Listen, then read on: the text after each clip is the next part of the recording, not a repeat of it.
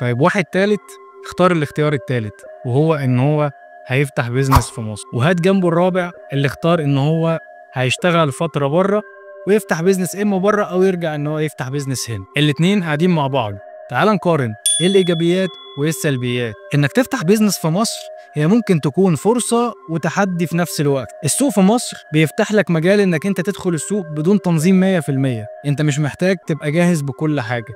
احيانا غياب النظام بيكون ميزه لرائد الاعمال الجديد، بمعنى انك انت لو عايز تفتح بيزنس في دوله سوق العمل فيها مستقر، فانت محتاج يكون عندك كل حاجه مظبوطه، محتاج راس مال كبير، محتاج موظفين على اعلى مستوى، لانك بتكون داخل منافسه مش منافسه محليه، لا دي منافسه على اعلى مستوى في العالم. في حين ان السوق في مصر ممكن يخليك انك انت تبدا شغلك من البيت، ممكن تكبر واحده واحده، المنافسه مش قويه قوي زي بره، العشوائيه ممكن تدي لك خبره في التعامل، والسوق ناشئ عندك فرص انك انت تكبر فيه. في حين ان السوق في الدول المتقدمه واللي اسواقها مستقره هو سوق صلب، كل المجالات تقريبا هتلاقي فيها منافسين اقوى من بعض، رؤوس اموال ضخمه في كل مجال ممكن تفكر انك انت تفتحه، بدايه من محل بقاله صغير هتلاقي سلاسل تجاريه ضخمه كبيره، لحد الذكاء الاصطناعي هتلاقي شركات عملاقه قفلت المجال.